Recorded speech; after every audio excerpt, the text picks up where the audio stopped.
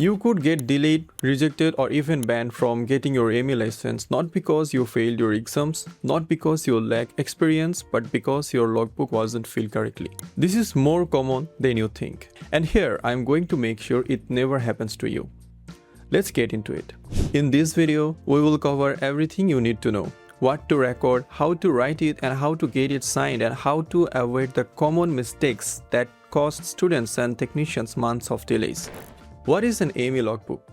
An AME logbook is an official legal document where you record every maintenance task you perform, assist with, or observe from your first day as a student all the way through your license career. Authorities like EASA or DGCA or CAB examine this document before issuing your basic license, type rating, category extension, or removing any limitations. What format should you use? EASA does not enforce one fixed logbook format, but your logbook must meet Part 66 expectations of structure, traceability, and variability. Two rules that matter here: use one format from day one. Authorities love consistency. Switching templates or mixing layouts creates gaps, missing signatures, and tracking nightmares. One logbook, one format. Consistency equals less rejection. Organized by ATA chapter, not the aircraft type. Authorities want broad experience across all the ATA chapters, not just one aircraft. If you are applying for B1.1, you can do all your tasks on the A320, just to make sure every ATA chapter gets signed off. The golden rules for every entry. Before you write a single word, you should know a few things. Use permanent black ink pen. Blue will also work, but the black is recommended. No pencil, no typed entries, and use the date format strictly, like DD-MM-YYYY as per your logbook. Sign every page for authenticity. Get entries signed within 24 hours. Delayed signatures can be rejected. Never record a task you didn't perform or witness. Never falsify information. The consequences are severe. What every entry must contain. Every entry needs all of these. Missing even one can get it rejected. Date in DD, MM, and YY format unless there is any other formats given. Aircraft type, for example Airbus A320. Engine type, for example CFM56-5B. Check your AMM if you are unsure about the engine type. Then aircraft registration number, then you will find it in the tail section of the aircraft. Task description, like what you actually did. Clearly written maintenance references, AMM, CMM, SRM, or SB number, work order or the job card, especially for the base maintenance. ATA chapter, for example ATA 32 landing gear, ATA 29 hydraulics, and your category like B1.1, category A, category B2 or C. Verifier details. This is very important. Like you need to have the full name of the verifier, license number, organization, signature, date, and no shortcuts here. Every field matters. Now, how to write task description.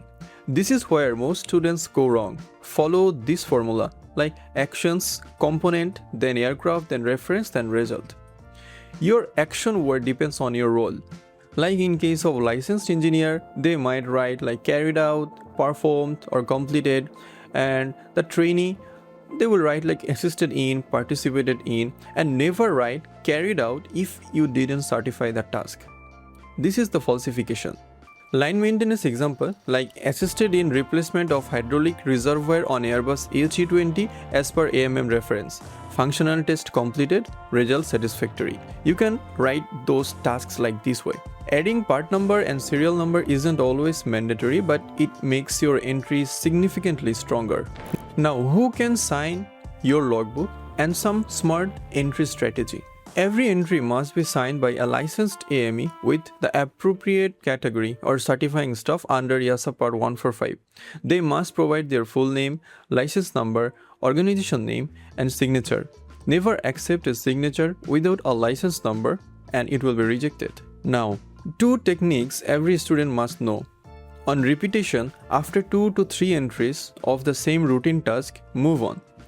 Writing while servicing 20 times adds zero value. Focus on covering more ATA chapters. On getting more from one task, like one big job gives you multiple valid entries. Each sub-step is real, distinct actions with its own AMM reference. Take a main landing gear example.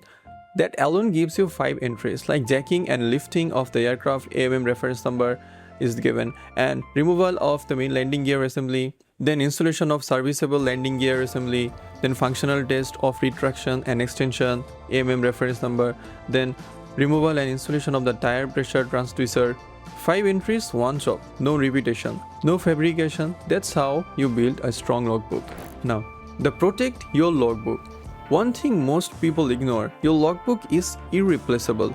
If it's lost or damaged, your documented experience is gone with it. Scan or photograph every completed page regularly and store backups to a separate location. This takes 5 minutes and can save your entire career. Now, don't miss B1.1 and B2. Here's why. This section is for those planning a category extension from B1.1 to B2. The best practice here to keep B1.1 and B2 entries clearly separated, either through dedicated sections in one logbook or preferably 2 separate logbooks. A standalone B2 logbook makes your extension process clean and easy for the NAA to review. Most importantly, before you start making entries, confirm with your NAA that your format and method will be accepted. Don't assume. One conversation early saves months of rework later. And never mix tasks without clear category levels. It directly delays your approval. Your logbook travels with you your entire aviation career. It opens doors to licenses, type ratings, and opportunities. Or it closes them if it's done wrong. One format, every ATA chapter covered, every entry signed on time, backed up regularly. Start it right from day one. Because fixing it later costs your time and you simply cannot get back. If this helped, subscribe, drop a comment below with one last question about the logbook and I will answer every single one.